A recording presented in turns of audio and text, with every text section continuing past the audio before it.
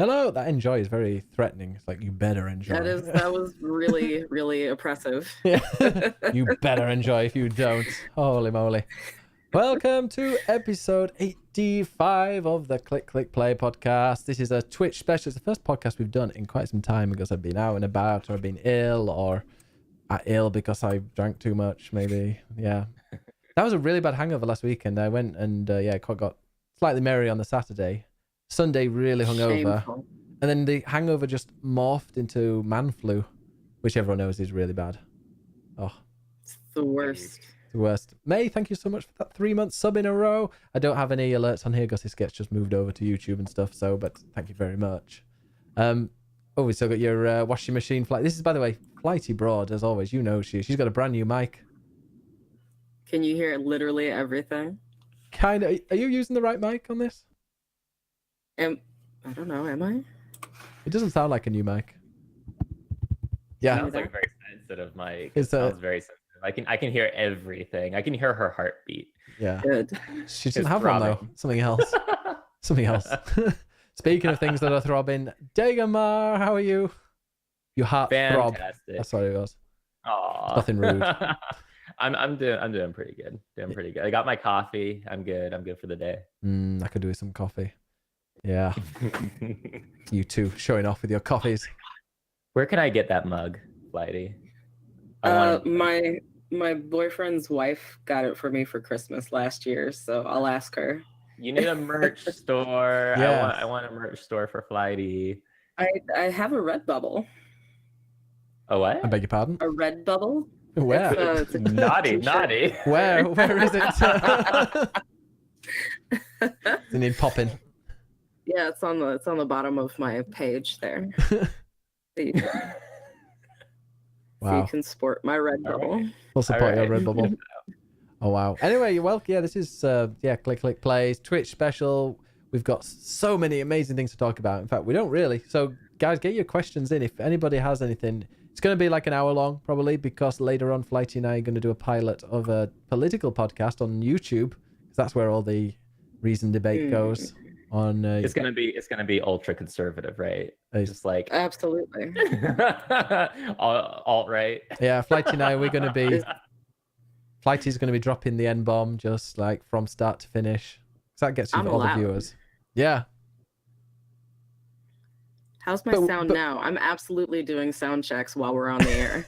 It sounds good. It sounds Absolutely. really good right now. Yeah. Does it? Okay. Yeah. I mean, there's a nice Okay, little hum. cool. There's a nice little hum that kind of chills me out in the background, which I quite like. You get to deal with it. Ben. Yeah. Josh says, when I think of Flighty, I think alt. Not even going to make that joke. Alt. Right. Do you mean like that? Alt culture. Yeah. Definitely I alt. need to get my hair dyed so bad. Oh my god. Yeah, what happened to the purple look? I mean, it just faded out, and I've actually been thinking about getting green for my green screen just to see how that works out. But I You can don't. set your hair on fire without I consequences. know. Oh my gosh. Sounds good. Great. Yeah. So, Dagan, what have you been playing lately? Let's go into some games that we've been playing. Yeah. So, all right. I think everybody in chat is about to get really super triggered, but Mhm. until last week, I had never in my entire life touched any of the Kingdom Hearts games. None of them.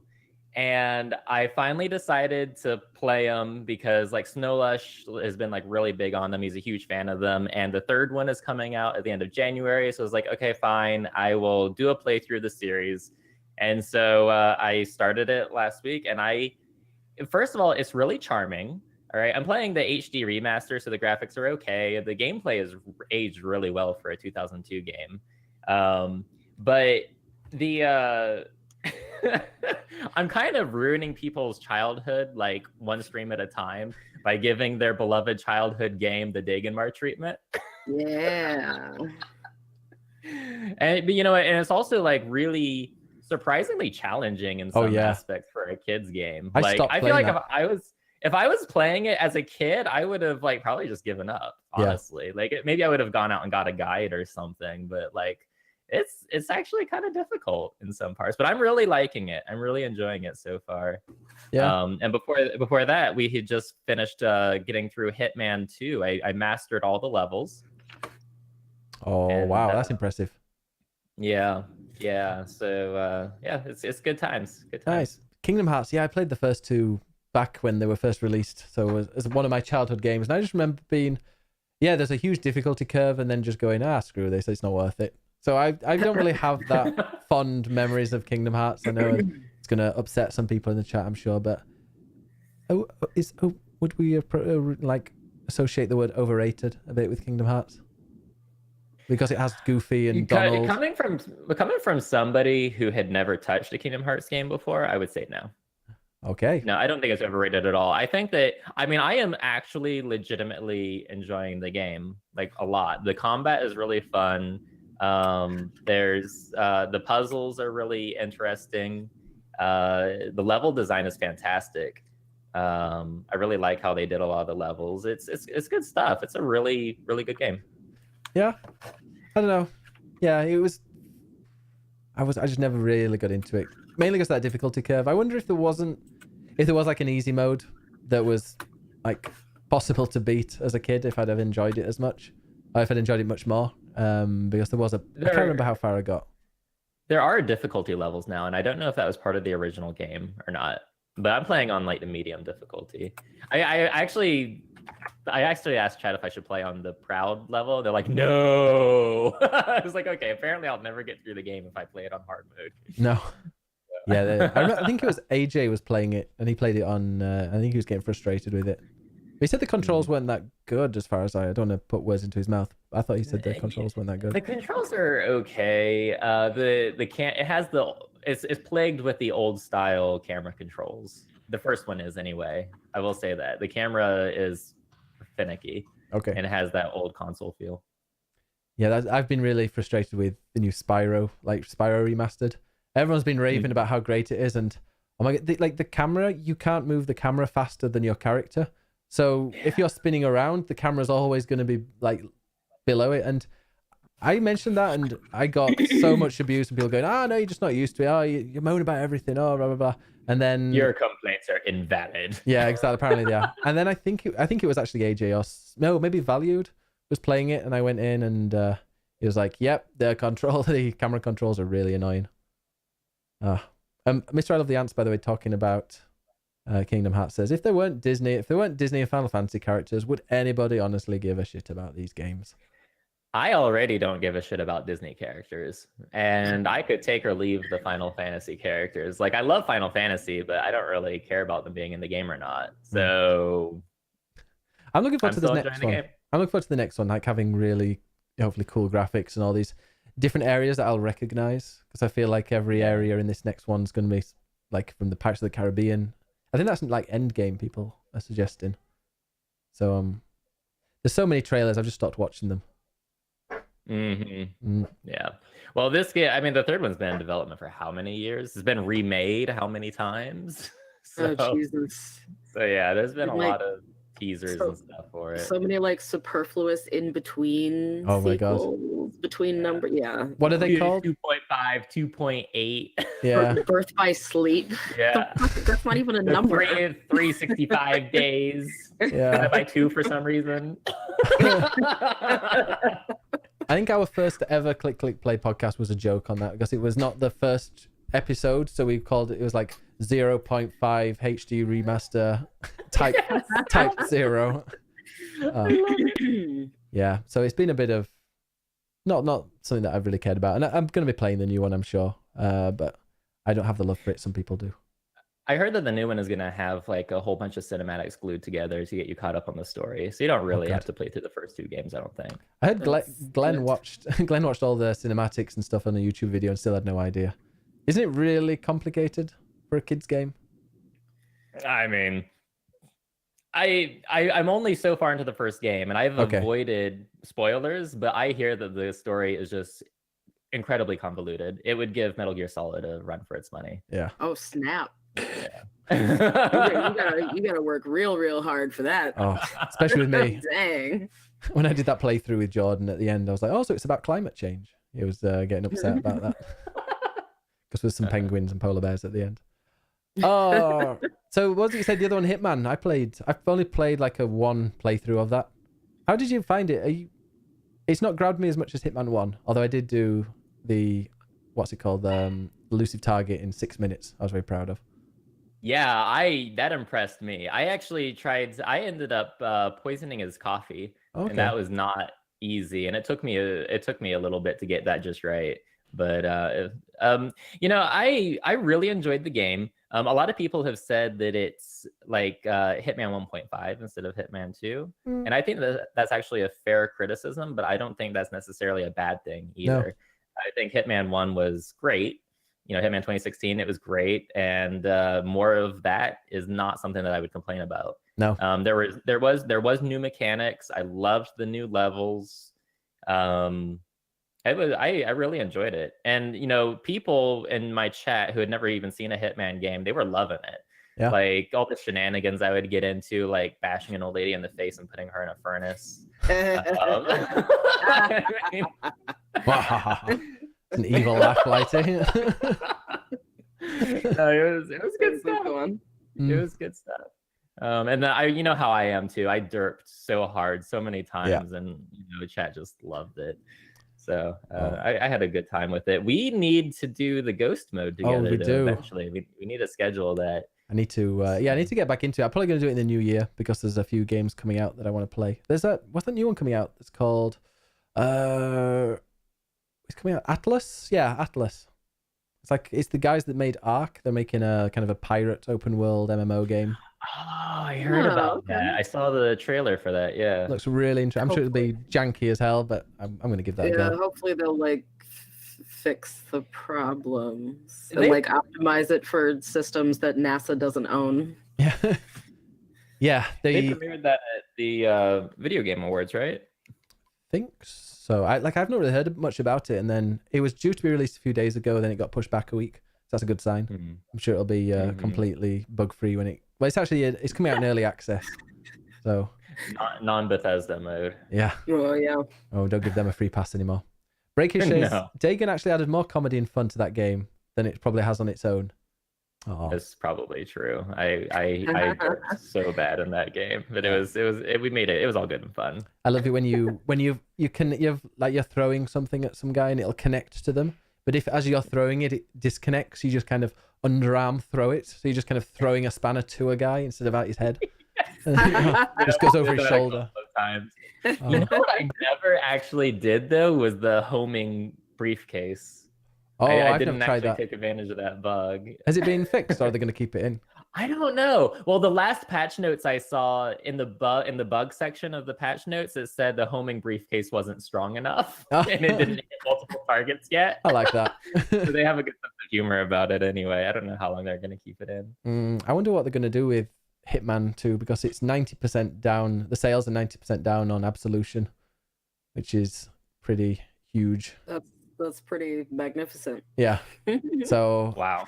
The thing is that they're an independent studio now, IO Interactive. So I don't know what they're going to do, because they've got Hitman franchise, but will they put it on pause for a little bit until they release Hitman 3? God, I hope not. Like I love me some Hitman. Yeah. Like it's become one of my favorite game series ever, with the exception of Absolution.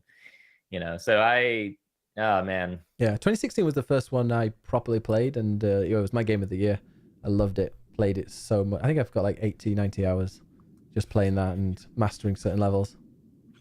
Yeah, the original Hitman 2, Hitman Blood Money, and Hitman Contracts were also absolutely fantastic. If you haven't, if you want to go back and play classic games every once in a while, go check those out because they're pretty good too. I'll have to give that a go and check it out. Contracts and Blood Money were both a lot darker than you would think. It's pretty dark, but it's good stuff. Really good stuff. I wasn't too fussed on the levels. I need to, maybe it's because I haven't been around them as much, but something like Sapienza and Paris, those ones were just so good, and even Hokkaido in the original, that I'm yet to kind of get a real link with the new ones. I wasn't fan of, which is the one with the building at the end, where you have to kill the dude and he's in the skyscraper that's been made. Is it Mumbai maybe, or Yeah, that one. Yeah. Not a massive fan of. Really, that was actually one of my favorites. Yeah. Yeah, it was. I mean, it was. I like the large levels that have like an open town in them that you can explore and stuff. There's all sorts of like interesting things to find. There's actually a really funny moment when I was playing through Mumbai where someone saw me take down someone that I was like trying to take them down for their costume, and I was like, oh crap, I gotta get rid of them. And so I meant to like incapacitate him, but I didn't realize I had a screwdriver equipped, so I ended up killing him. But then it ended up being one of my targets on accident. Oh. Like, oh, totally meant to do that. All right. Totally meant to do that. Wow. That's brilliant. I couldn't. Yeah, there was the guy on the mobile phone that walks around the crowds. I couldn't find him on his own. I couldn't get him on his own. So he was standing next to some explosive thing. So I just kind of shot from a distance and killed like 6 other people. I was like, well, collateral. Got the job done, though. Yeah, it did it. Yeah, I kind of just raced through those levels. But just playing it, I had 2 or 3 people ended up buying it from watching it. So hopefully, like when the DLC comes out, it'll kind of make people interested in it again. But, yeah, I gave away the game, I think 3 times total when it first came out. Yeah, so I got a lot of people in my community playing it that wouldn't have otherwise been playing it. Oh, that's awesome. So, yeah. What about you, Flighty? What games have you been playing? I have been playing. I've been playing through my top 10 games of the year and getting footage for it for my top 10 video. Which is why I haven't been streaming very much lately. Games of this year or the game of the year for you? The games that I have played this year. Okay. System Shock 2 is on this list, so it's not from this year. Game of the year every year. Every year, forever. But when I do stream, I have been streaming a lot of Warframe lately.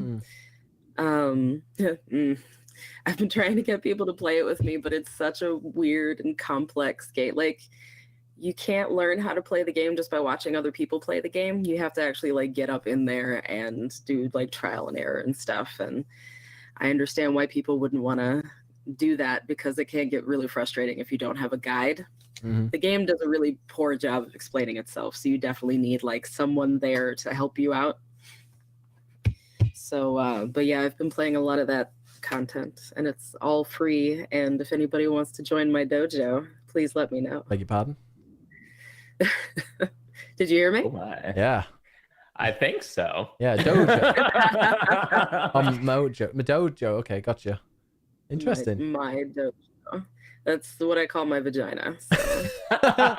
Just join it. Just join it. Wow. I've never played Warframe. I'm kind of a bit scared to even launch it because I'm already like addicted to Destiny. I'm okay with having one addictive game in my life. Past 400 hours in Destiny 2. That is a likely excuse. I've never seen you pass up a game that you would get addicted to. Oh, I know, that's true. which is why Destiny 2 is the thing. Yeah. I don't have time to play it. In fact, no, recently I keep buying games, but I'm not like, I don't get addicted to all of them. It's just Destiny.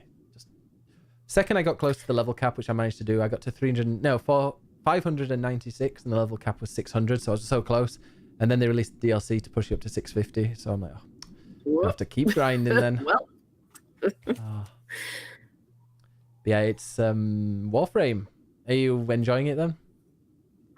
Absolutely. The game constantly blows me away. They recently released a new, I don't know if you can call it a DLC. They just like added on to the game like an extra like open world area. And oh yeah, how was it? It's really, really fun. It bothers me on a realism level, and I know it shouldn't because this game is so ridiculous, but you're hanging out on the surface of Venus and it's snowing and just it hurts my head so much, but it's still really fun. Try to say it doesn't snow on Venus? No, it's one of the hottest planets in the solar system. Like 400 degrees on this. Yeah, it rains acid on Venus. Yeah. And the story is just so phenomenal. I cannot believe it is a free game because it is just, there is so much love and care and really like AAA quality put into this free-to-play game. I've actually thrown them actual real money because I've been that impressed, and that is difficult to do, my friends. that could be vibrator money, but I gave it to them instead, just to give you an idea of how good it is. Wow. How much would you say you've thrown at it? Probably about $40, I would say. Okay. So, and I've gotten easily like 400 or 500 hours of entertainment out of it. So, wow, that's considerably cheaper for that much compared to how much I've put into Destiny 2. I mean, they're both satisfying in their own way, you know. Like once you get like the movement and the weaponry down, like both games, you can just kind of like run around, and it makes you feel like a badass. So that's what I look for in shooters. Really, they need to make me feel like a badass. I can't feel like a regular person who's struggling with a gun, because that would just be me IRL. Well, you say it's satisfying, but is it as satisfying as a vibrator though? I mean, Warframe absolutely is. So. Yeah. And the great thing if you're not you're streaming it, well, you could enjoy both at the same time. Why not? You say that as though it's a new idea for me. Every sub is a little. That's why I have to be careful with this new directional mic, because apparently you can hear every little thing, and I don't want to be sitting here on stream playing the game and they're like, what is that? Your phone's ringing. Like last night you were like, oh man, it sounds like your mic is on a washing machine, and then I just had to say that it was and move on. Wow, okay, that was it. Brilliant. Speaking of games, I've been playing a lot of Warframe lately. One day I might. I don't know. I don't know if I will or not. I think I'm gonna try and resist. There's so many games out there. Like, you do what you want. I did. Last night I'd had a glass of gin and ended up buying a game. It cost €20. I'm gonna play that at some point, called Hades. Have you seen it? Oh yes, Supergiant Games is my studio boyfriend. I've been with them for a very long time. Yeah, I'm gonna give them a go. I'm gonna give that a go at maybe even after this podcast. It's the guys that did Transistor and Bastion. Yeah, those dudes. So it looks similar to that. And I saw somebody playing it, and the combat looked so cool. I had no idea what he was doing, and it looked really complicated, but it just looked really cool. So I'm like, I want to learn that. So I'm gonna give that a go. Yeah. It's in early access. The same sort of combat mechanics as Transistor. And I never played Transistor. They also did a game called Pyre, which I don't even know how to describe the gameplay. You're like on a team, and you're kind of playing like this sort of like team sports ball thing, except the ball is like a soul. I don't know. I don't know how to describe it. Wow. I never played Pyre. It looks gorgeous though. I love their art style. It's so beautiful. Oh yeah. Gen Z is the name of the woman who does the art. Yeah. Absolutely. Speaking of very cute, amazing games of the year, I've been playing wrestling, WWE 2K19. I'm is that your number one? Having a lot of fun with that. I have. Do you know how many hours I've got now? I can't even imagine. It's got to be a lot.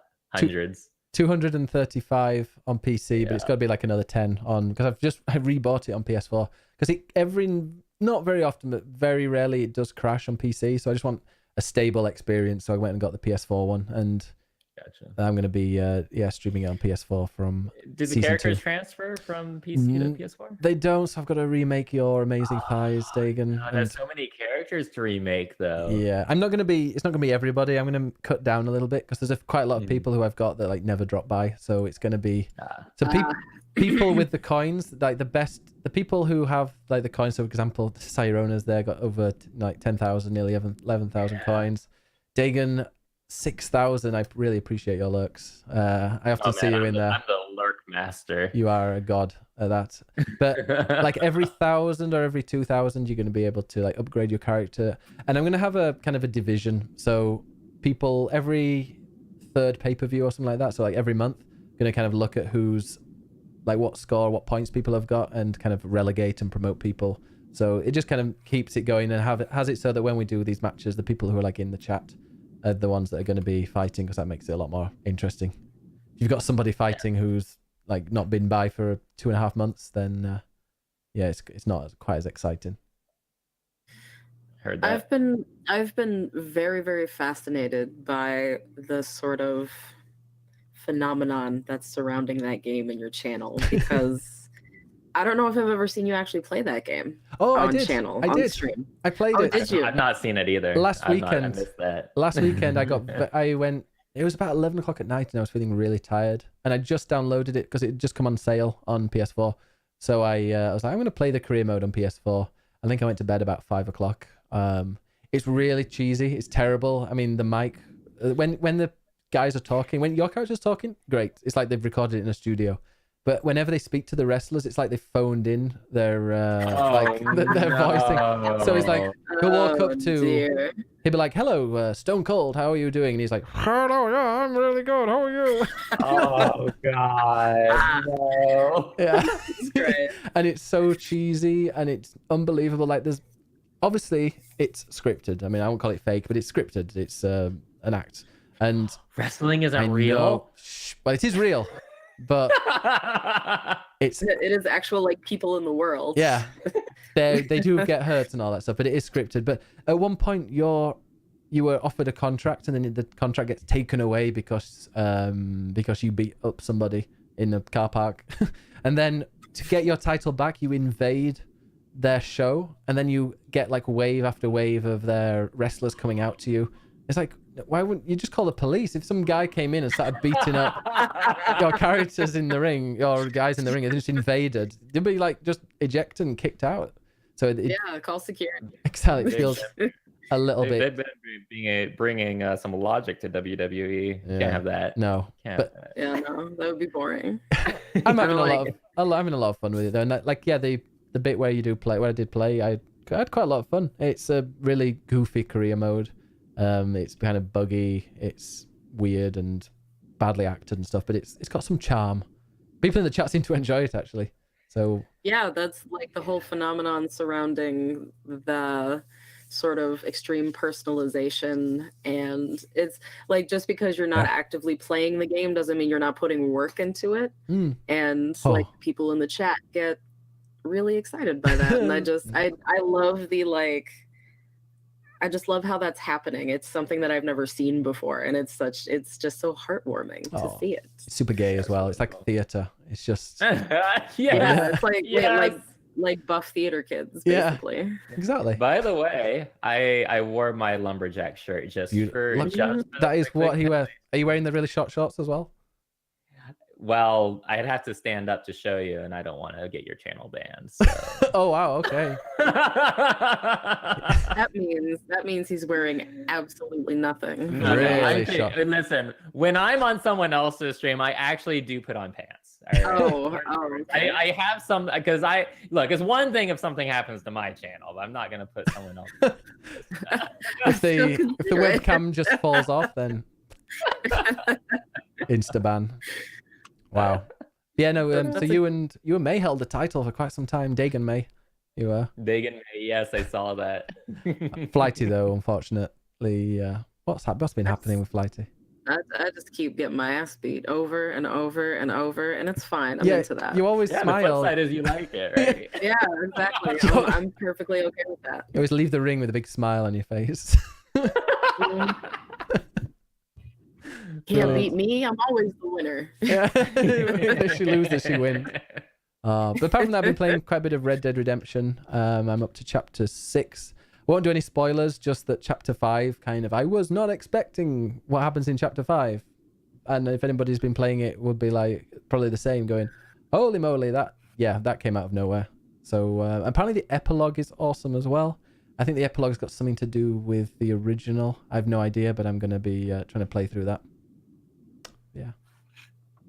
Looking forward. So what's your opinion on Red Dead Redemption 2 as a game to stream? Like, is there a lot of like grindy, like downtime type of stuff in the game, or is it just one thing after another? There is kind of there's a bit of like, it's traveling, but traveling is just so stunning. I thought it was going to be really bad to stream. I've been playing a little bit off stream because playing it on a 52-inch 4K TV is just mind blowing when you look at it, and I've just been screenshot every single time.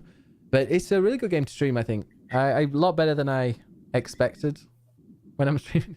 Gangster D, you the G. It needed a second thing. The meeting software that we're using needed a second thing. So I just put a random letter in there. G, the real G. G, OG. why not? OG, Dagamar OG. Oh, but I know I do think Red Dead is a good one to stream, especially now because quite a few people are have finished it. Like if they're really interested in it, they've already finished it, so they can watch you. I'd really like to watch certain people. I like watch some of the people that I follow play that game and see their reaction when they get to certain parts. Because have you played the original? I played some of it. I didn't get very far in the game. I got distracted by something else. Yeah. I was in college, I think. So I had a lot going on. Yeah,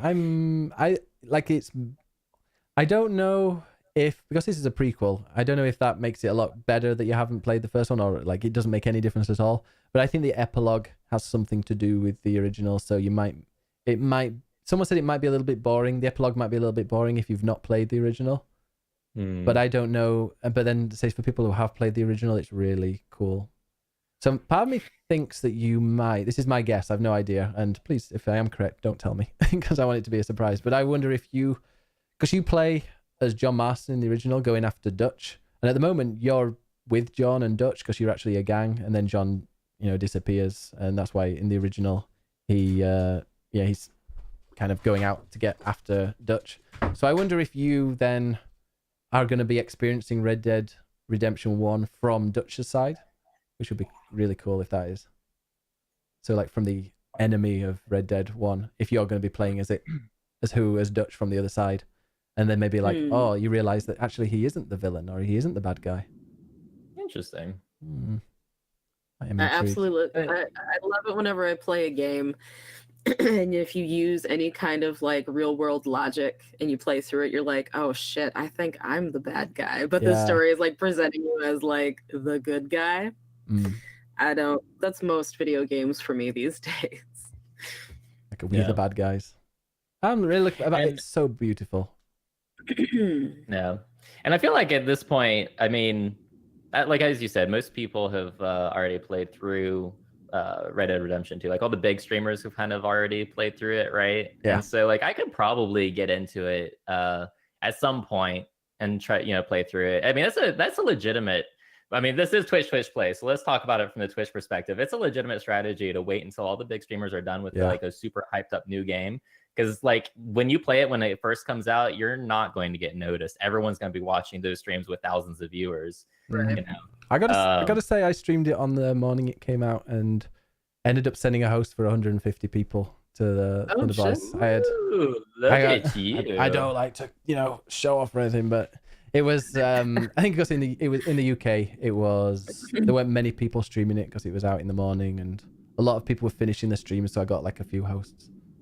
But it was pretty awesome having that. Nice. Yeah, that's awesome. I mean, I'm gonna be streaming Kingdom Hearts 3 the day it comes out, hopefully. Yeah. So I mean, I don't know what to expect there. I think the day it comes out is a good one because there are loads of people who are thinking about buying it and they're going to be checking streams. Other people that maybe can't afford it and they want to just see it or they want to watch it, from the very beginning. So it's on the day it comes out, but like the week after or something like that, it can be. Well, it's definitely oversaturated. Yeah. Hitman 2, the gold edition that gave you 4 days early access. I ended up getting I didn't get. Someone actually gave me the gold edition and another copy of the gold edition to give away. So not only was I playing 4 days early, but I had in my stream title, hey, I'm giving away early access to the game. Man, we got so many new people coming into the stream and they actually stuck around for the entire playthrough of Hitman 2, and I've been seeing them show up even as we're playing Kingdom Hearts. So that was a big boon for the channel. Yeah, that's awesome. Yeah, so like any time that you have the opportunity to do like an early access type thing, like a limited early access thing, and you can afford it and you want to put that money out there, that's another strategy also to get some new people in. I refuse to pay for like early access when that's all you get. And that's the with Mhm. Hitman. You say, okay, you can get the silver edition. And actually, I got the silver edition for €35. So I could have got the silver edition for 30, which comes with the season pass for what? No, 37, €38. Or I could get the exact same thing, but with 4 days early access on Steam for €90. Whoa, it's like- how about no, though? Hell no. Yeah, like, Also, I'm not doing that. €90. Yeah. Because like it was like $90. Yeah. And the euro is worth so much more than not these days, but I mean it is Mm. worth more than the dollar. I think. So that's like, Do you pay man. tax? Do you pay tax after that, or is that including? We I pay don't tax pay- after. Okay, like I don't pay ours is tax at including all. tax. No, Oh, okay. But tax I mean, dodger there. Well, it depends on where you live in the United States. Sometimes you don't have to pay sales tax. Nice. Yeah. Oh, yeah. No, we yeah. I was like, no way. I'm happy with my €37. And- oh, the American dollar is actually stronger than the euro right now by 20 What? cents. Yep. That's wow, that's unheard of. what's Are you happening? sure it's not the other way around? It's 88 cents to the dollar from euro to the dollar. No, Whoa. 88 cents for 88 euro cents to $1. Yeah. Wow, So- that's interesting. No, that makes the euro stronger. Oh, does it? Yeah. Yes, it does. Yes, it does. It Yes, takes it does. more dollars Okay. to do I a was year. I was I was about to see say that that, as hasn't well. Yeah. been, that hasn't been the case since like the early 2000s. Ever, yeah, ever. Yeah, $1 to $1. What's it? €1 to pound is the thing. GBP. Yeah. It's like I was about to 90. say I'm gonna take a vacation to the EU. I'll see you guys. I'll see you guys later. Hey, come over. Come over. I need to head to the UK like real soon because it's like $1.25 per pound over there. I'm buying drinks for everybody. Oh, the Hey, worst. yeah. I went to New York and it was at the lowest point. Oh, it was at the lowest Lower point Lower ever. Manhattan. Yeah, it was. Oh, the dollar. Yeah, the dollar was like 2000 and I would say 11 maybe 2011 or maybe before then, and it was just Mhm. stupidly because it was the middle of the financial crisis, and maybe it was early, maybe it was like 2009 actually, and yeah, oh my god, I got no money when I was transferring. New York is so expensive. Yeah, I might be waiting to visit the UK till after Brexit. We'll see how bad how bad the UK's economy gets wrecked, and it might be 2008. cheaper to visit the UK. they said it was 2008. I went. Oh, Well, yeah. Well, 2008 is when the financial crisis started, but Yeah. the US didn't get pulled out for the most part. Thanks, until Obama. Much later. What was that? no, so thanks Obama. Yeah. Well, no, thanks, Obama, for pulling us out. Yeah. Never pull out. Okay, this is turning into your Yeah, political- we'll save that for later. Can we talk about how terrible Barack Obama is on the podcast, don't we, Blighty? The whole Okay. time. Where's that unsubscribe button? Oh, he's no Bernie. We're going to be just before I go on to asking any other games, I played probably one of the most beautiful games I've ever played, because just after I was playing Red Dead, like all night I was just bashing the bashing the screenshot button, and I was thinking there's no game that's prettier than this, no game that's prettier than this. And then I was on Friday, I play Switch on Friday, and I just looked on the Switch store saying, oh, is there anything interesting? And there's a game called Gris or Gris. I don't know. I think it's if it's French, it's Gris. If it's Norwegian, it's Gris. Because Gris means pig in like every Scandinavian language, and it means grey. But I think it's In Gris French. in yeah. French. So I've played that, and it is stunning. It's made by I've totally forgotten. Gris. It's made by a Barcelona studio actually, which I didn't realize. It's published by Devolver Digital. It's currently got 99% people liking it on Google, 10 out of 10 on Steam. Nice. It's a stunning game. You start off, it's black and white, and then I'm not going to say it's like Journey, 2D Journey that starts off kind of black and white, but then you keep adding these watercolors to it, so it makes it look prettier and prettier. And I was playing that, and people seem to love that. There's like there's orchestral music in the background at parts, but then there's some parts where some guy's got like an electric guitar, just lightly strumming it, and the game is visually and audibly stunning. Has to be one of the prettiest games I've ever played. And the puzzles are not kind of mind breaking. You know, there's some parts where you have to control the character upside down, and moving a guy and looking for something while they're upside down like makes my head hurt. It literally I had to look away a few times. But it's stunning. Have you seen it, Flighty or Dagan? I have seen, excuse me, I've seen some of the art for it. Yeah. Is it a side scroller? Yeah. Okay. Yeah, I've seen some of the art for it, and I've been told by many numerous individuals that I need to play it. So I definitely I have no excuse. I just need to pick it up and play it. Yeah. Can we take a moment to just what's the word I'm looking for? Appreciate. Thank you. Appreciate that this has kind of been a decade where indie games has been kind of in a renaissance. Absolutely. You know, it's like before I'd say 2010, indie games was a wasteland of like flash games and like just terrible crap. And like our only choice was AAA titles, really. And then after 2010, like this past decade has been amazing. Some of the best games out there are indie games, and I think that's awesome. I can't wait to see what the future holds. Even this month, we've had some. What have we got? Ashen came out. The what was the other one that was playing? That one that I just got. Got its name already. Hades came out. Gris. Yeah. We've got. There's another couple as well. I can't remember that have just come out too. It's just just this month has been incredible. And this, I mean, for me, that my current game of the year is Celeste, which is an indie game, which I had no idea until it came out. I've not played it, but I listened to the soundtrack. Oh my god, that is a beautiful, beautiful soundtrack. And absolutely gorgeous. In the levels, you can find these things called B-sides, which is a remixed version of the level, which makes it a lot more difficult, and even the music's remixed as well. It's really, really cool. And then they do C-sides, which doesn't really make sense. But C-sides apparently just kind of impossible to defeat. Three-dimensional disc. Yeah. It's so good. Celeste, I'd really recommend. In fact, Flighty, didn't you get it, or were you going to get it? I do have it, and I need to get started on that shit. I would love to watch you play that, and slightly, because you're so polite. I'd like to see you rage, because it will make you rage. I'm so polite? Is that what you just said? About me? Like when you're... I don't think I've heard you... Oh no, I have heard you swear, but I've never heard you actually get angry. You just sit there and go, oh, what a cunt. In a very you're polite. You're polite. You are polite, Flighty. I would say that sometimes you're unapologetic, and mostly rightly so. Yeah. You're unapologetic and polite at the same time.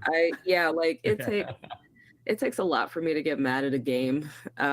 It's just people who make me mad because I hate you. Yeah, people suck. Hate people, yeah. But yeah, no, it's games are games.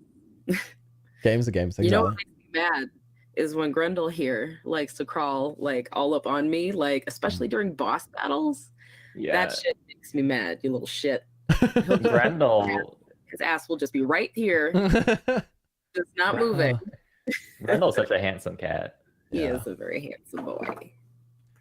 When I was about to start the stream today, as I was starting it and in the countdown part, Atty decided he wanted to just quickly see what's on the desk. So he popped his head up, so I picked him up, and then he leapt out of my off my lap and just sat on the keyboard. I was like, nope, you can't be doing that. Get off. Cat dog. Yeah.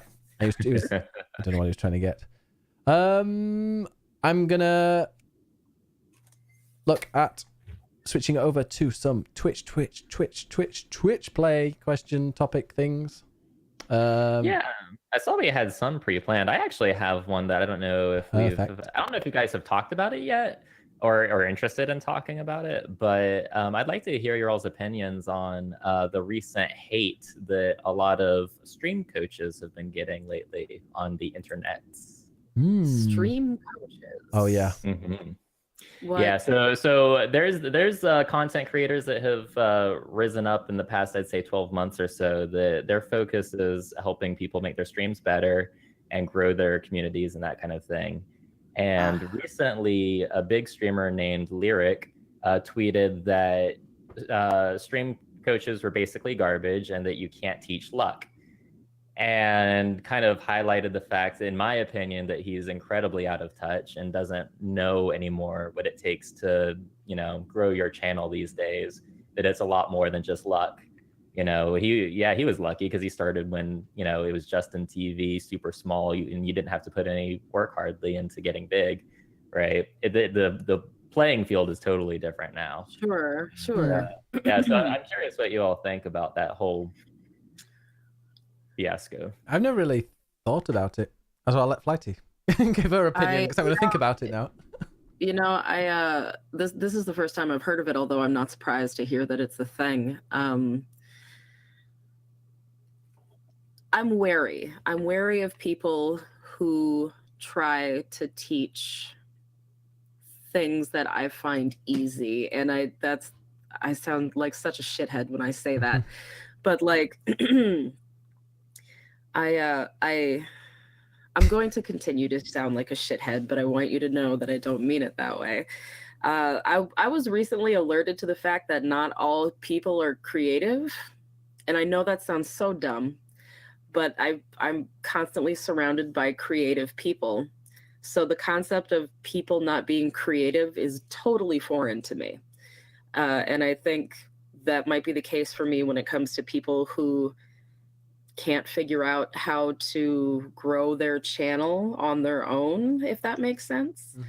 I guess it's kind of like just intuitive for myself. Like, I know what I would need to do.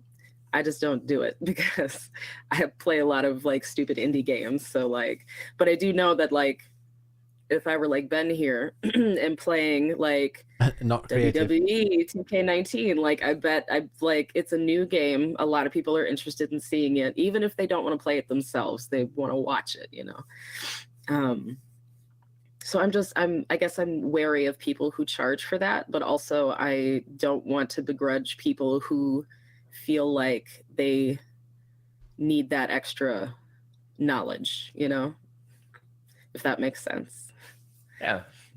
Yeah, some people definitely need some advice, but being a coach and taking money, I mean, if people are willing to pay, fool and their money are easily parted. There's enough advice out there without needing a coach, I think. But it depends if that coach ends up, hosting them, and so they're technically like paying for that kind of stuff.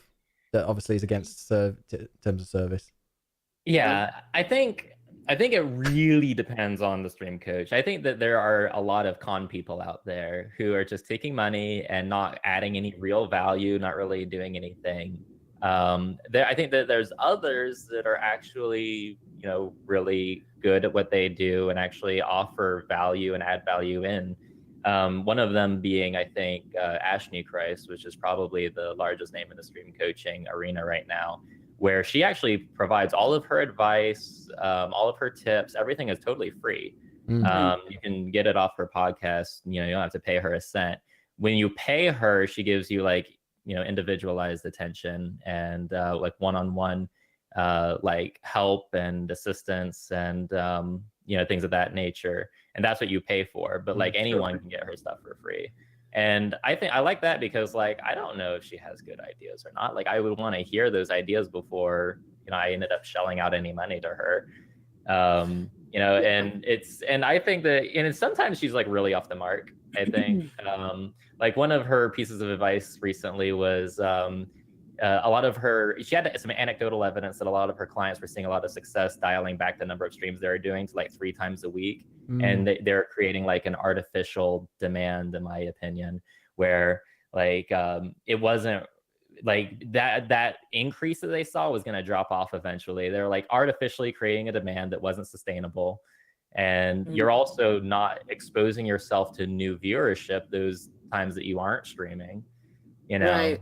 I remember seeing that tweet or like reading a tweet that was basically that advice. And I remember being like, but people won't see me if I only stream 3 times a week, because people like use Twitch at different times and for different reasons. I think that might be good if you're close to partner and you're trying to get an average of 75. But if you're just kind of building a community, I'd say stream as much as you can, because you're a person's gonna pop here, and then they're gonna pop back maybe at that same time. You might have a general lower average viewership, but you're gonna get more people. Yeah, my advice would be only stream as much as you're able to, and while still giving a quality Yeah. stream. Oh yeah. Like if you're Mhm. streaming so much that you're just completely burnt out and hating life, don't do that. Yeah, don't do people, that. That's people gonna be absolutely pick you're up on gonna that shit. yeah, you're gonna accidentally push people away. But if you can get away with streaming 4 to 5 times a week and still put on good shows, do it. Yeah. Do it. Put yourself out there. Get yourselves some new people coming into your community and introduce yourselves to the community and all that stuff. You know. I know some people can do it every day for 6 hours, you know, and they're not burnt out. They love it because they're going to play video games anyway. But I think everybody's different without sounding really cheesy, and they should do what Well, they it's want. true. It's so true though. Everybody's different. Everyone has different limits. So Right. and everybody has different things going on. Yeah, absolutely. I've had a lot of success personally. If I don't feel like streaming because I feel shitty, and I feel the need to push myself, I will put it out there like, y'all, I am feeling shitty today. Like I'm on my period, or somebody broke up with me, or whatever. I'll just be, No, but I'll you would put never that happen. forward, so that people won't think that I'm like directing that energy towards them. Mm. And I think my situation might be a special case because I have like maybe 11 or 12 viewers who are always there, who aren't bots. They're not bots. So I feel like my case might be anomalous, but also I don't think I've ever really seen anybody who's larger than me try that. So I'm not sure if my sample size is like ridiculously small and wouldn't work for everybody, or if that's a good piece of advice to give to people. I think I hide my view account every now and again. I might quickly just to see how many are watching at that time. But when I used to have a view account, as soon as I got tired and felt my energy go, I could see the view account actually dropping. Like it would never go up. It would just drop every few minutes. There'd be one drop off. So I mean, that also I don't know if that's the reason why some of my energy was going, or if it was like a result of me getting tired. So I don't know, like if that's the case. Like I would never stream if I didn't feel like it. This week I've taken 3 or 4 days off because I was ill with man flu. There were a couple of days I could have done it, and actually started my stream on Tuesday, feeling okay, and then it got kind of worse after 1 or 2 hours, and I was like, I'm just gonna end the stream. You can't stream. If you stream when you're tired, or if you're grumpy, you're gonna kind of lash out, or you might be a bit grumpy with your regulars, and you don't want to piss them off. Yeah. And I mean, that's a really difficult thing too, is trying to figure out whether or not you can look at your viewer account and not be demoralized if you see it continuously going down, right? Yep. Like I used to have my viewer account like right here on my stream deck, right next to all my other buttons that I use to control everything. So it was like always right in front of my face. And I would try to kind of separate myself from like the number, right? Because I'm happy if there's 3 people watching my stream. You know, that's 3 people taking time out of their day to, you know, watch me, which is like super cool, right? Yeah. But at the same time, if I see the number going down and down and down and down, I'm like, oh no, do I suck? Like, am I horrible? You know? Yeah.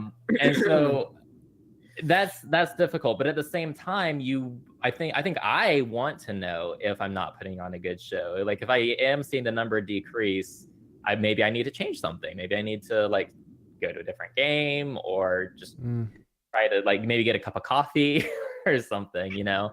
So I took the number off of the stream deck because I didn't want to, I wanted to give the same quality stream no matter how many people are watching, right? But I do have the number like up on my screen, like in a corner. So if I need to go look for it, I have it there. Just so I'll check it like maybe 3 times a stream now, just to see, you know, like what if people are digging what I'm doing, you know. Sure.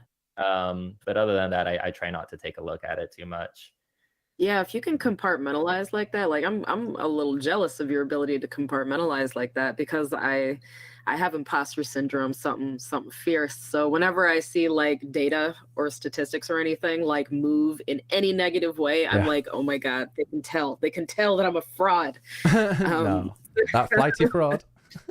Yeah, exactly. See, you saw me coming from day one. I've called you that many times, actually. I'm going to have to stop calling that. That blighty fraud, I think I called you fraud. Blighty, fighty bread. Blighty bread, yeah. It's easy for me to compartmentalize because I used to work in intelligence. Oh, yeah. Well, there you go. Oh shit. I had a very, very enlightening thing to say, but it left my head. So. Uh-oh. It was life changing, I It imagine. was a flighty idea. I had like the secret to being a good streamer in my head, and then it fucking left. Oh no! Don't do that to us. Yeah, so back to like stream coaches. I don't think I'd pay for one, but there's so much advice out there. Do you know what really annoys me though? What's that? Look for advice. Great. Stay off the Twitch subreddit. It is pure. It is so bad. It's such a my hive God. mind. That's cool in there. It's just, but it's just like they bitch about everybody. No, you can't do that. No, you must There's so never much ever drama. have played a song on your stream. You know that could possibly, that people have a rights over. It's like, when I start a stream, I put some songs on. Who cares? Yeah, like, oh, It's, and you look at the traffic of that subreddit, it's mostly the same people over Right. and over again. And like random people coming in asking random ass questions that no one's paying attention to. Mm-hmm. And I was looking at that subreddit when I first started streaming. I haven't been there in over a year. I got no value out of it whatsoever. It tends to None. be just like the same questions, the same things, and like everybody's set in their own ways. Okay, you must do it like this. You must never stream a game if you think, you only stream a game that you are 100% going to enjoy. Don't ever experiment with new ones just because you think you'll get some more viewers. If somebody's really wanting as many views as possible, do it. Do what, if you're really desperate for viewers and this game that you might not really enjoy, but it brings in viewers, go for it. If that makes you happy, who cares? But according to that, that's terrible. I think with any creative endeavor, you have to go in with a trial and error mindset. You have to be ready to fail and fail and fail. And as long as you gather insight from your failures, that's how you get better. I feel like I'm a Friday night school special right now, because that's the most common piece of advice, but also it's accurate. Yeah. Go I'm ahead. sorry. I didn't mean to interrupt you. I was just going to reiterate my point. Please go ahead. Well, all right. So looking at streamers that I've seen go from just starting out to affiliate to partner faster than the entire time I've been streaming, I can say with a reasonable amount of certainty that if you want to get partnered and you want to get partnered quickly, you do play the same game every single stream. You never deviate. You have one game that you play and you build up your community around that game, and you will get partnered. You will. If you're a good streamer, you will be successful. The problem with that is that you have to also be okay with never, ever, ever, ever, ever, ever, ever leaving that game, and also be okay with the risk of that game suddenly becoming super unpopular and everyone just vanishing on you. Yeah, absolutely. That is a huge risk. Because what happens, and this has happened over and over and over again, I have seen really fantastic streamers, good friends of mine, get partnered, and then they decide, you know what, I'm tired of this game. I've been playing this game for a year or a year and a half. I want to go play something else. They go play something else, and suddenly they're streaming to 10 people as a partner. Yeah. And these, when you reach partnership, you start thinking about things like streaming full time, quitting your day job, living off of that. Yeah. If you're streaming to 10 people, that's not sustainable anymore. And you're basically acting as an affiliate again, you know? And so I wouldn't do that, right? I would get bored out of my mind playing the same game every single day for the rest of my streaming career. I couldn't handle it. There's just no way. And so I'm perfectly happy slowly building up my community, slowly building up my viewership, and playing all the games that I want to play, having fun with them, everybody else in chat having fun with them. And I do think eventually I'll get partnered. One day it's going to happen, but I'm going to have a lot of fun doing it. And whenever I start switching games after a partner, because that's what I do all the time, my viewership isn't going to go anywhere. Sure. And so I just want to caution people who are thinking about using that strategy to get partnered, because there are a bunch of asterisks there that you need to pay attention to. There's yeah, it's dangerous, I think, to go that route playing the same game unless you really do plan on sticking with that for your entire streaming career. Yeah, I experienced that with Elite Dangerous actually. Almost a year ago, actually, I started playing Elite Dangerous exclusively on stream, and I had a really regular viewership for that because they were also Elite Dangerous streamers or players, excuse me. And they came to Twitch to watch people play Elite Dangerous, and that was it. They did not want to deviate from that. So when I stopped playing Elite Dangerous, they stopped coming because they use Twitch to watch Elite Dangerous. So I think you should also pay attention to what people use Twitch for, what your audience uses Twitch for. And I think you should also pay attention.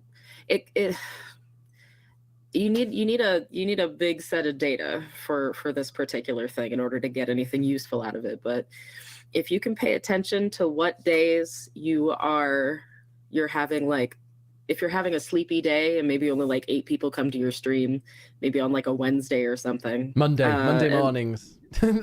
Monday mornings for you? Yeah, it's always Wednesday nights for me, like for whatever reason. No, you're totally Wednesday. When I used to stream in the evenings, for some reason, I used to stream every day. I don't know if you remember, but Wednesdays, I don't know why. Wednesday evenings, it would like be half what I normally get. I don't no idea why. Wednesdays. And like, there's no way to know exactly why, but if you have that hard data to look at, you should definitely like heed it. So like maybe if you are burnt out and you want to keep yourself in the mind of your audience, but you also need to take a break, like maybe Wednesdays would be a really good day to take a break because apparently your viewership is busy. You're totally right. And that's one of the reasons why I don't stream on Monday. There's a few reasons. One, I normally sleep quite late during the weekend, so it kind of helps me get my sleep schedule back to normal. And also, yeah, like Mondays are pretty quiet, and it's a Monday. You know, you want to lie in on a Monday. Yeah. If you get the chance to have a lie in on a Monday, that's just the best. Yeah, streaming for 4 hours after work on a Monday is not always like the most ideal situation. No. Right, yeah. The reason why I stream in the morning now is actually not just because I've started doing just morning streams. Not only, my viewership here has gone up quite a lot since I switched to mornings, but it puts me in a great mood for the rest of the day. If I'm streaming for 4 or 5 hours in the morning and I'm chatting to so many people, then I go and have my lunch and then go to work, puts me in such a positive mood for the day. I don't get anything done though in the morning, but then I would have just been in bed anyway, so it doesn't make any difference. There's some definite positives. I have noticed fewer frustrated rants from you regarding like transportation and stuff. Oh no, they're still there. They're still there. I just think I'm not going to bore people with it because there's still a lot. People don't know how to fucking walk in this city. That's what rant channels are for, though, is boring people with your problems. Yeah, I think I might annoy people. It's just nobody knows, and they might think I'm just being moany, which I am. But people in this city don't know how to walk. God. Yes, Limited Night. Ben is a rage machine. He's one of the most angry people I've ever met in my entire life. Just see me playing Mario Kart. I am a rage machine. That is a relationship killer right there. Some Mario Kart.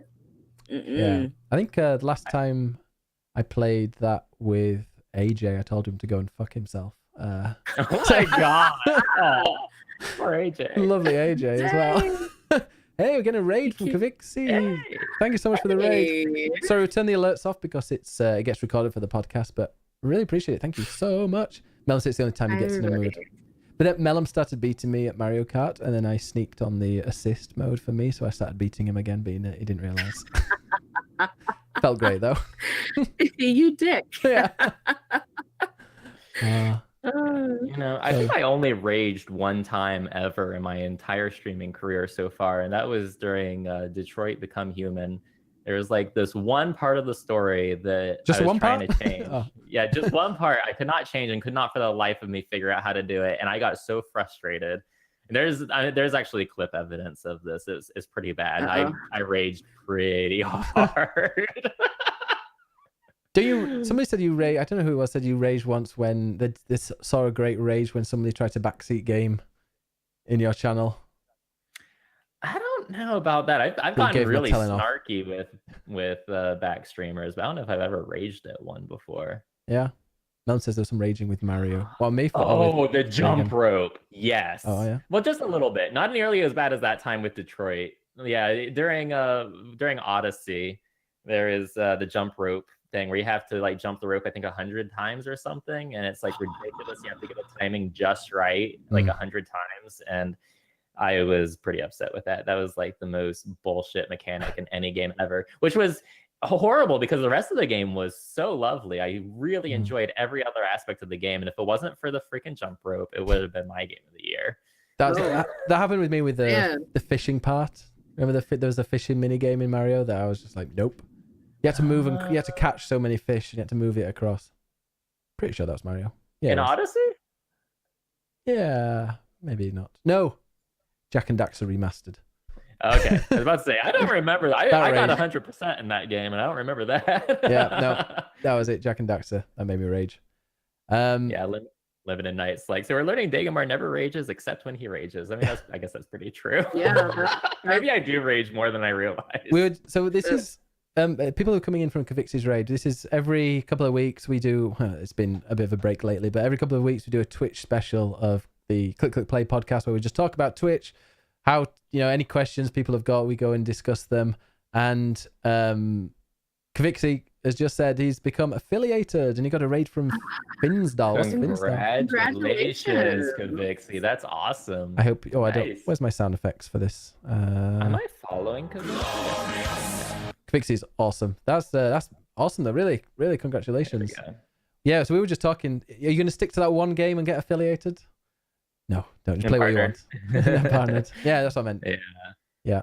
But are we going? Should we go on to the next question? Because I think you've got you're not able to be here for too long. Yeah, I've got a hard stop. I have a little bit of wiggle room around it though. I have D&D after this. So. Okay, well let's go into the next one. This one we discussed it in the Discord, but we didn't discuss it on here yet, and having you two in would be really interesting. What do you think of non-LGBT streamers using the tag just because they claim that they are? Don't do it. They are supporters. They're an ally. Yeah. Don't do it. Don't do it. Don't do it. That is not okay. That is not even a little bit okay. Don't do it. No. Dagamar's gonna spank you. Not in the fun way. Well, so Dagon's going to spank Mellum because Mellum streamed once with it, and I told him what it was like. Your girlfriend's going to think you're gay, and he was like, "Oh, he thought it was just there for the partner." So, you're saying that I get to spank Mellum once? You get a smart. Yes, I have permission. You do. Bend over, Mellum. So here's my reasoning. All right. First of all, is false advertisement. People go to the LGBT tag expecting to find LGBT content creators, and when you are going into that tag and you find 50 content creators that are not at all LGBT, it kind of dilutes that whole community and kind of causes people to just like not use the tag because they're not finding the people that they're trying to look for. Second of all, it is so incredibly difficult to get noticed on this platform when you're just starting out. So incredibly difficult. And people need to be able to use anything that they can to kind of get themselves out there and get people to come to their channel to get them noticed and get more viewership and kind of grow their communities. And as an LGBT person, this was before tags. When I first started out, we had communities. We had the LGBT plus community. There's like 17 of the same type. That was a pain. Yeah. But if it wasn't for that LGBT community, I don't know if I would have ever had been noticed. I don't know if I'd be sitting here talking to you all. I don't know if I would have gone anywhere. I don't know if I'd still be streaming. Like the vast majority of my earliest, most supportive viewers when I first started my streaming career all came from the LGBT community. All of them. Absolutely. And so my point is that, it's not fair, I don't think, for a non-LGBT person to kind of piggyback off of a community that they don't really identify with in order to get more views. Like they should find another niche and something that's appropriate more to them and their personality and the person that they are in order to get that same effect and not take that away from LGBT content creators I guess is what I'm saying. There's sorry, there's a comment in the chat. What if it's for inclusiveness, says Sayarona? Is it not about being more open both ways? If one wants people to be more open-minded, does not closing the community further counter the wish of people being more accepting and all? No, is the answer. Because the LGBT community is a minority, and we need to be able to find each other so we can support each other. If a straight person is using that tag, we can't find each other. And like, I see a lot of straight folks who say that they use the tag because they're an ally, but I hate to tell you, my hypothetical straight friend, but you don't get to decide if you're an ally or not. We decide if you're an ally or not, because you have no idea what it is to struggle as an LGBTQIA person. So like, it's cool to be inclusive, but you need to do that in your own way outside of our community, so people in the community at large will come to you and see that it is open and acceptable to be gay in your community. Like, if you advertise yourself within our community, like, we already know that. But if you want to be an actual real ally, you need to be out in the world outside of our community doing the work that we need you to do to be an ally. So, what would you say if it was somebody that put it there and they just said they know how freaking awful, you know, many streams are, and they wanted to put that to show that it's a safe space for people who are LGBT, you know, that you're here, you can talk about it, you're not going to be discriminated against, which, as somebody said, said in the Discord, you know, that should be everywhere. It should be kind of taken as a given. It's like people who put no racism in their rules. TOS, yeah, actually, hateful speech against LGBT people is against Twitch TOS, period. Yeah, so that, like, you're like, yay, I'm on the Twitch platform, this should be a safe space anyway. I know that's not the case in a lot of larger streamers' chats, but instead of using the LGBT tag in that scenario, I think the more appropriate thing would be to go to Twitch and press for them to have like a safe space tag kind of thing. I still don't think it's appropriate to use, like, it's basically appropriating that tag away from the LGBT community. That's how I view that. Yeah, like when you're a straight person, like the world is your safe space. Yeah. We need like our own safe space community. And I know a lot of people will say like, oh, well, I feel like you're excluding me, but like, this isn't about you, it's about us. Like, if you feel excluded, that is a problem that you need to deal with, and you need to kind of like go inside of yourself, and you need to assess why you feel that way. Because again, the whole world is your safe space. So why does it hurt your feelings to be excluded from our personal safe space? Like, you have to keep asking why and go deeper and deeper as to why you feel that way. Because it's not because we're excluding you, I think. It's because straight folks are so used to the world accommodating them that they're confused as to why there isn't another community that is open and accommodating for them, if that makes sense. Yeah, I get that. And I feel like a lot of straight people, they have like this nebulous idea of what it's like to be an LGBT person and the discrimination we face on a day-to-day basis, and how excluded we feel from society at large in many, many cases. Like, I don't know if I've discussed this on Click Play, but here's one example outside of Twitch in my own personal life.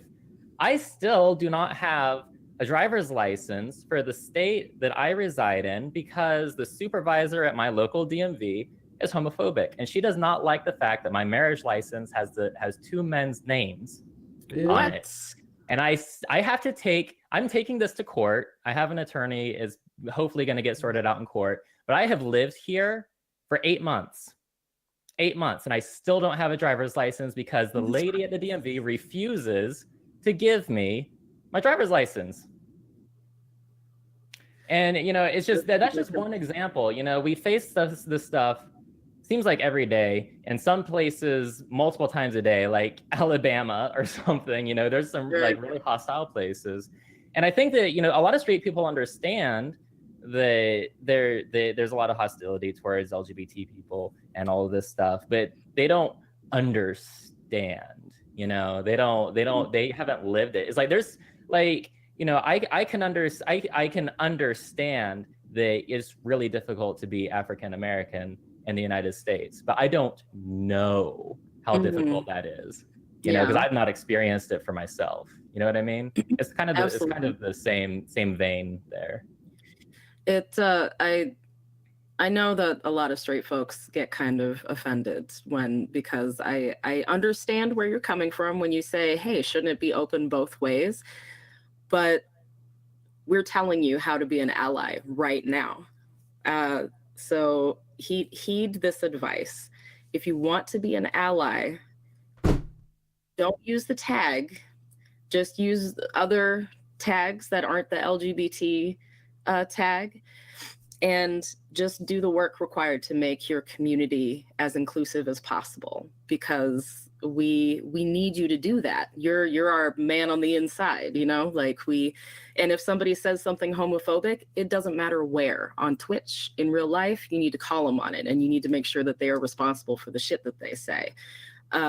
Like we can't do that on our own. We need the help of straight folks. And it's just best for you to be at large outside of the LGBT tag to do that, because some people will look at the LGBT tag and they'll filter it out and they'll never come and see our inclusive community. So that is my advice to you, straight people, on how to be a good ally.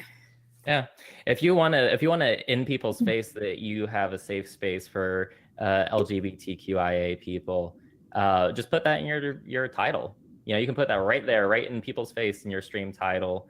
There's ways that you can make it clear to people that you are an ally without appropriating someone else's community. You know what I mean?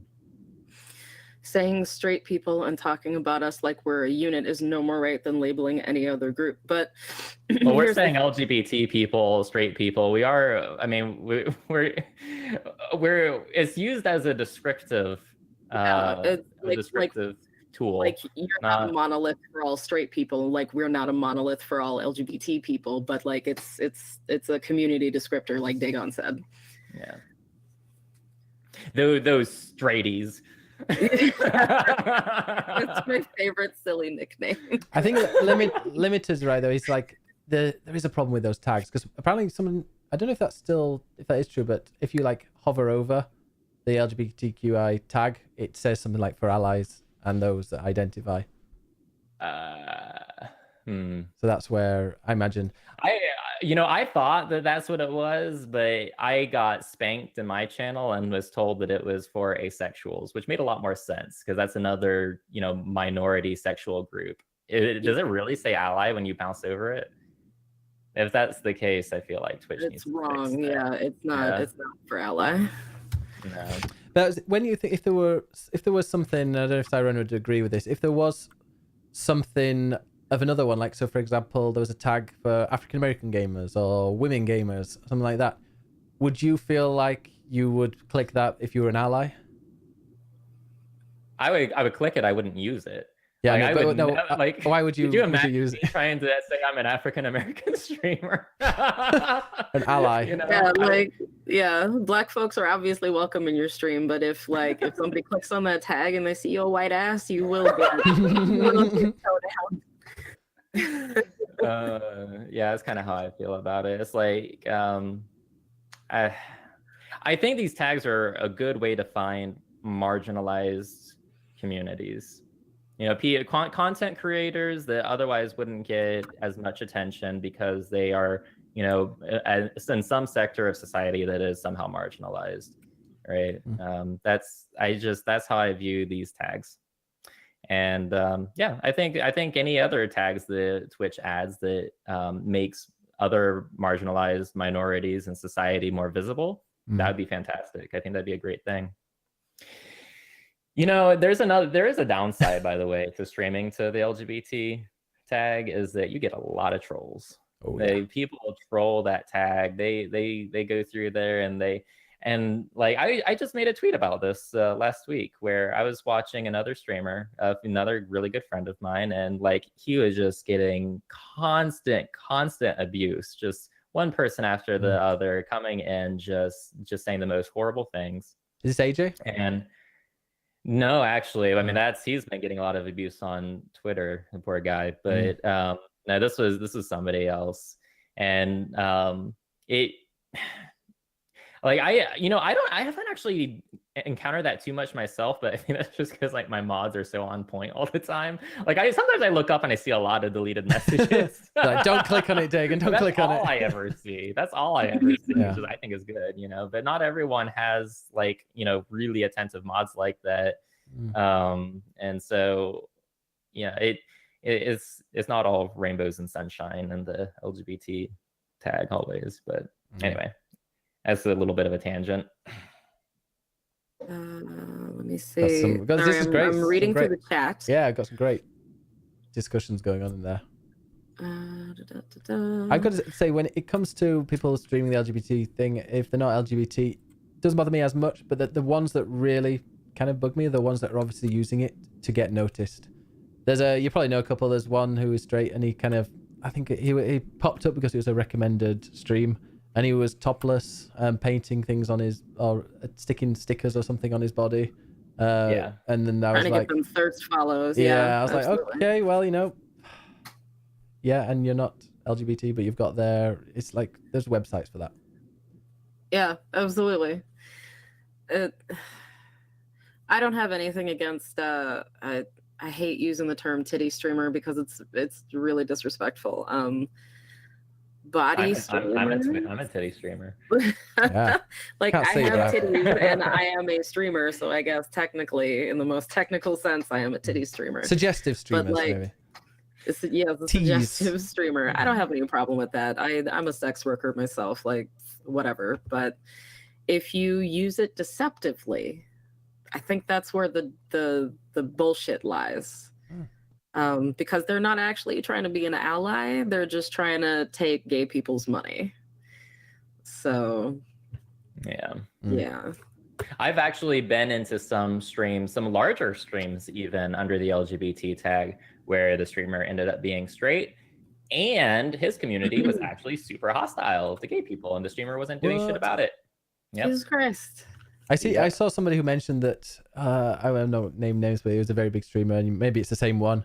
And somebody said in the chat, like, oh, why are you using it if you're not? Why are you using this tag? And they got banned just for asking it. Yeah.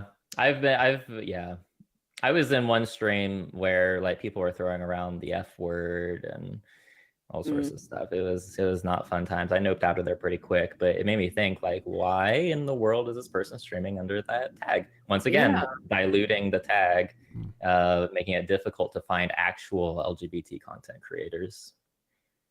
It was sad. It made me think how many other, like, that's not a good thing for a young LGBT person to be exposed to, who's going to that tag trying to find, role models to look up to, streamers that they can relate with. They go into that kind of environment and they're exposed to that, where they might be being exposed to that same exact thing day in, day out in their real life at school. That's really sad. It makes me really sad. Yeah. I when it comes to this, though, it doesn't. I don't know. Well, I had a really good point, and I've totally lost it now. What was it? I was like, being open and stuff. Like, having an LGBT tag is definitely not. It's not. It's just one tag of many that you've got on there, but it helps people find you. But it's not like banning straight people. They're not saying, oh no, only gay people are allowed here. They're just saying that people who stream under it. I would say like probably 35% of my community is straight people, and like I'm not like oh, you're straight, banned. Yeah. Get out of here, straighty. Oh no, mine's the opposite. I've got as well. I'd probably say like 70% of mine are mainly Norwegians. Yeah, that's the thing. True. I need to Norwegian. Maybe I should actually when communities were there, I used to have a Norwegian community on there. I used to like a Norwegian thing, even though I wasn't, and then I was like, well, maybe not. Why don't we have geographic tags? That needs to that be would be thing. Good. Yeah, I'd like that. That would be good. Yeah. Let me see. Sorry. By the way, apparently the animals tag is for furries. Apparently, that's what I've been told, Dagan. Sorry, what was that? If you stream under the animals tag, that is apparently the furries tag, because they don't have that. Well, there you go. Now I know. Now I'm taking advantage of that now. Um, Menace says, don't laugh, but I've noticed similar things in the ASMR tag. I've been into it since before it went mainstream in recent years. If you browse it on Twitch, the vast majority are attractive women showing off their cleavage, sucking on their mics, or complete trolls screaming into their mics and using the tag for the memes. I don't know what to say about that first part, but that second part is the second part is another good example of someone, diluting a tag by streaming content that's not really, I think, appropriate for that tag. The whole screaming into the mics when people are trying to find streams that are like ASMR and trying to relax and stuff. Yeah, absolutely. There is, let me see. Sayarona says, God damn it. All I want is for us to think no different of one another. I think that's a poor way of looking at that. I don't want to call you out straight up, but I notice a lot of people like want to say, I want to I don't care about people's race or their identity or their their sexual preference. But the thing is that I think we should be celebrating our differences, and I don't think we should ignore them. And I think if you celebrate differences, you'll get a little bit closer to understanding the oppression that the differences sort of encourage, or not encourage, that's a bad word. The way society treats different people. Like if you celebrate those differences and you see why systemic oppression is a thing, then I think I'm putting this very, very poorly.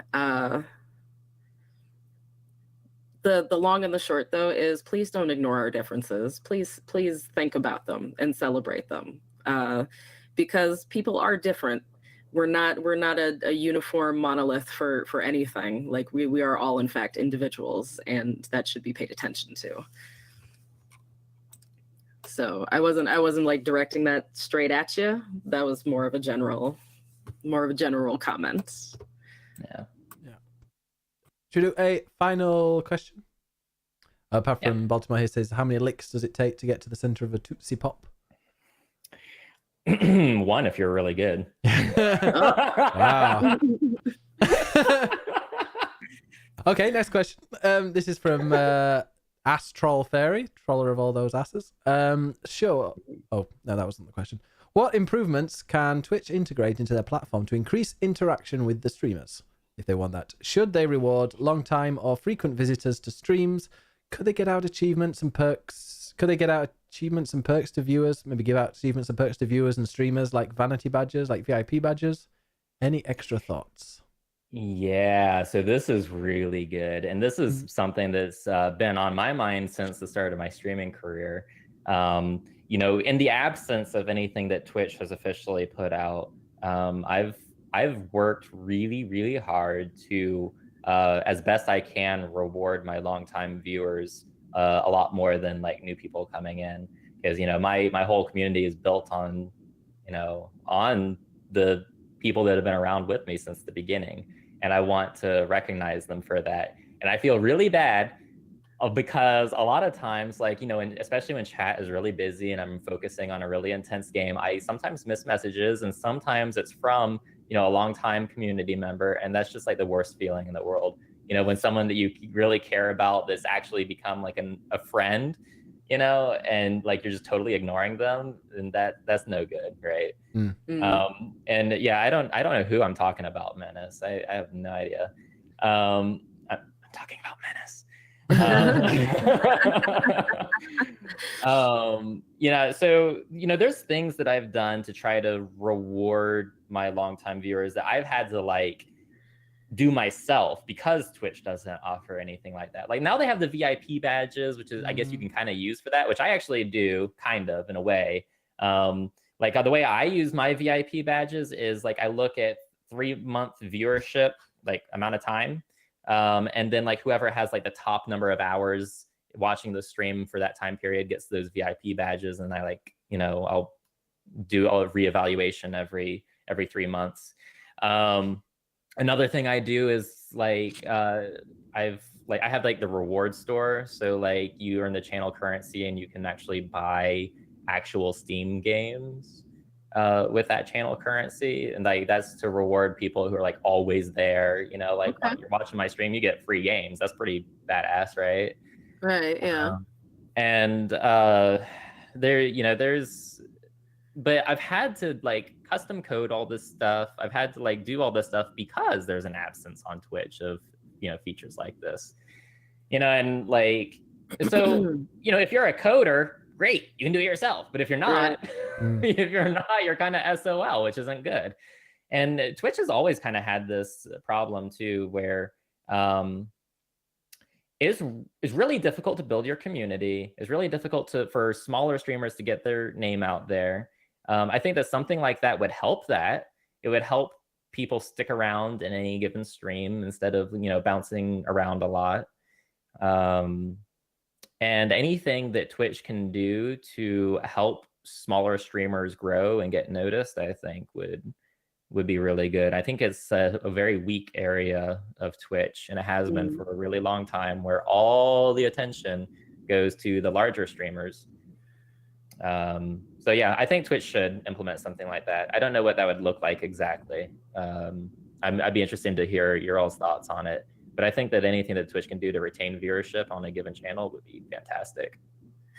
Yeah, you know, I absolutely hate that all of the recommended channels that are like on my homepage are all people with like 1,200 plus people watching their stream. Like, I really want to like get in there and like meet my fellow streamers, and you can't do that when when a streamer is trying to pay attention to 80 people talking in the chat at the same time. So, like, Amazon. Let's not play around here. Amazon is really interested in making money off of the people who bring in eyes and bodies. So I don't think there's much incentive for Amazon to kind of put the resources into that for Twitch. Is there? Is there? Because if you think about it, ever since Amazon has owned Twitch, small streamers have gotten a lot of love. A lot of love. We have the affiliate program ever since Amazon got it. I didn't know that was an advent of Amazon. Okay. We have Bitties. Yeah, biddies. I mean, there is. So I think that old school Twitch. I think that was very true of old school Twitch, where all the love went to the big streamers, and like small streamers. Like if you weren't partnered, you didn't get the time of day from Twitch. I think Amazon is taking the more quantitative approach, where they're trying to get more money from more sources. The more affiliated streamers they have out there, the more Amazon is going to earn. And I think Amazon knows that, and I think that they are giving more attention these days to affiliates. But the question is it enough? And what more can they do, right? Yeah, absolutely. And I kind of think that's like the whole like changing payouts from net 60 to net 45. Like I guess that's a good incentive to keep keep streaming and being an affiliate, but like, I don't know. I think the steps that they're taking are so small that it's difficult to kind of see the big picture that they're trying to go for, Yeah. And I do think, like, I love that the community at large, like, you have extensions that you can add to your Twitch channel that kind of like help engage viewers, but I don't think I've ever seen people actively use them really. And I think it's just difficult to notice them like on your screen while you're streaming. And I do really like how the community sort of takes ownership of that sort of absence of ways to help ourselves. Like slobs is a thing now because like the community was like, well, not everybody can use OBS, so here you go. So I like that the community is taking ownership. I'm afraid that Amazon is going to take advantage of that ownership. Oh yeah, I mean the community is doing free work for Amazon. Why wouldn't they take advantage of that? Yeah, absolutely. Oh yeah, kind of like that's Amazon's MO though. You mean if you I'm going to get a little bit technical here, but you look at Amazon Web Services, you look at AWS. AWS builds out APIs, and then people put on top of those APIs to create content, and it makes Amazon lots of money because people are using their APIs. And I think I bet they're taking the same approach here on Twitch. It's worked out really well for Amazon so far. Yeah, look at Amazon stock. Yeah, I mean, and also with the like, they've got to have made so much money with these like the gifted subs that they've brought in, that people can just like do random gift subs and not just being able Yeah. to sub to anybody that's got an average of 3 viewers. But yeah, it's they must be making. And so, like whenever I get a payout from Twitch, I'm pretty much I did not all of it, but now, but before I was kind of just pumping it all straight back into subscribing to like my favorite channel. So the only people that benefit off this really are Twitch. Yeah. Amazon. I'm careful about that, like, because a lot of times you get in, if you get right down to it, like it's just affiliates paying affiliates, paying affiliates, paying affiliates, you know, and like Yeah. Amazon keeps taking that cut. You know, I try to always stay under the, like, I never spend more on Twitch than I earn from Twitch, right? And typically I spend less. I spend a lot less on Twitch than I earn from Twitch, because otherwise I'm just like basically I'm just like throwing my money at Amazon, my hard worked money that I've worked for on my stream. Yes. But yeah, there's a lot of content creators that I want to support, you know, so. It was really yeah. hard being just looking on camera for several hours at a time. It's very difficult. Yep. Everyone. So give us your money, please. Brilliant. All right, well, I think we're gonna call that a night, because Dakin, you were meant to have, when you started your D&D like 20 minutes ago. Well, I was getting ready 20 minutes ago. We're live 3 minutes ago. So. Okay. You and you have a good time, and thank you so much for joining me, guys, for Twitch. Very nice and feisty little debate we had today. I like it. Yeah, thank you so much for having me. You know, I love these conversations that we have. Yeah. They're so good. They're so good. Yes. And I don't hate you straight people. Not all of you. Most of you, but not all of you. I'm just kidding. I'm just kidding. I love my straight people. Just kidding, not really, but am I? But guys, if you are watching, stick around. Well, don't stick around, because in 2 hours, Flighty and I are going to be doing our pilot for the Ben and Flighty political podcast. We'll keep the same kind of name for what it was before. It's going to be on YouTube, youtube.com/biggestbenners. It may come over to Twitch. It depends. You know, if we get it all sorted out and we think it could work, we could bring it on over to Twitch rather than keep it on YouTube. Because I think the discourse on Twitch is a lot better than what it is on YouTube. But we will see. We're going to throw ourselves in the deep end. Maybe we'll have 0 viewers. Maybe we'll have 100 trolls telling Flighty, you know, get back to the kitchen and things like that. And that I'm fat, like I don't know those things. Oh, if they part of me kind of hopes they do come in, and then I want to see Flighty's reaction, because she's she'll get the smackdown. Oh yeah, she will. She has a little smile every time a troll comes in. I see a little smile on Flighty's face. It's like, I'm going to toy with this one. Brilliant. All right, well, thanks very much, and guys, stick around. We're going to send a raid over. Who have I not maybe raided in a while? Johnny Chimp. I'm going to go and send him over a raid. So stick around. He's playing Breath of the Wild. Awesome game. And I'll catch you guys in 2 hours, hopefully, over on youtube.com/biggestbenners. Thank you, everyone. Bye. See you later. Bye.